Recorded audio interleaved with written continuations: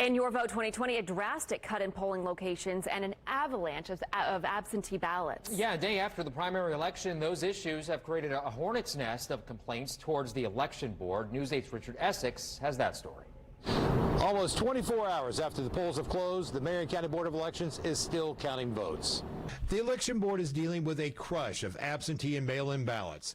The county sent out more than 120,000 applications for ballots, and as of this afternoon, less than half had been counted.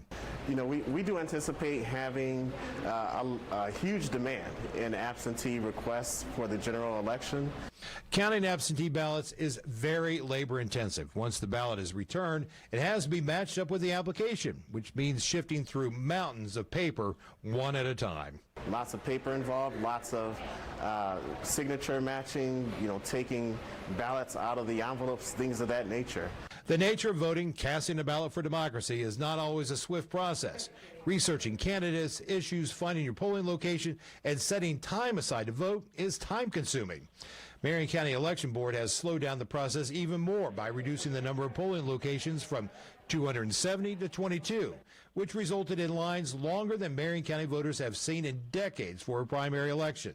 NATASHA RANKIN is a former British citizen, and she voted in her first presidential primary, and she almost missed the cutoff time. It's a lot slower than I expected, to be honest.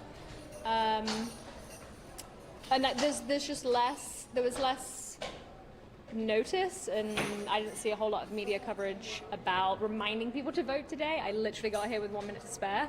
Rankin spent about an hour in line before casting her vote. She was lucky compared to others. Several voting centers across the county had voters in line for 3 hours. Yesterday, you know, we had challenges with long lines on election day, which was a direct result of the fact that we did decrease our polling locations. The reduction was in response to the pandemic. The question that has not been answered: will the election board carry the reduction over to the general election in November?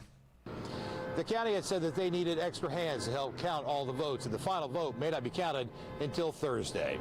In Indianapolis, Richard Essex, Wish TV, wishtv.com, and follow us on Facebook. Richard, thank you very much. Hey, remember to catch both state conventions right here on Wish TV. The Democratic convention's tomorrow. The Republicans hold their convention June 18th.